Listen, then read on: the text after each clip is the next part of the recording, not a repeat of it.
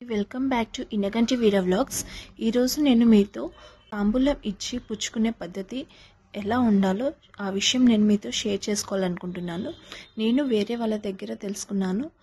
ఆ విషయమే నేను మీతో షేర్ చేసుకోవాలనుకుంటున్నాను. ఇచ్చి పుచ్చుకునే వాళ్ళకి ఐశ్వర్యంతో పాటు సౌభాగ్యాన్ని అలాగే అన్నీ కలిసి రావాలని కోరుకుంటూ ఈ పద్ధతిని ఎలా ఇచ్చుకోవాలో ఎలా పుచ్చుకోవాలో నేను మీతో షేర్ చేసుకోవాలనుకుంటున్నాను. ఎలా అంటే ఫస్ట్ వాళ్ళకి బొట్టు పెట్టి తాంబూలం ఇచ్చేటప్పుడు తమలపాకు చివర్లు అరటిపళ్ళు చివర్లు ఇచ్చే వారి వైపు కాకుండా వ్యతిరేక దిశలో ఉంచి ఇవ్వాలట.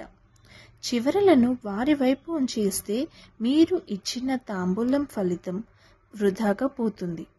తమలపాకులు 3 కానీ 5 కానీ అలాగే వక్కలు పండ్లు 2 చొప్పున పెట్టాలట.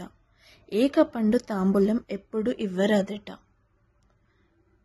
తెలుసుకున్నారు కదండి. ఇప్పటి నుండి నేను కూడా ఇదే పద్ధతి ఫాలో అవుతాను. మీకు నచ్చితే మీరు కూడా ఈ పద్ధతి ఫాలో అవ్వండి. మీ ఫీడ్బ్యాక్ని కామెంట్ సెక్షన్లో నాకు కామెంట్ చేయండి.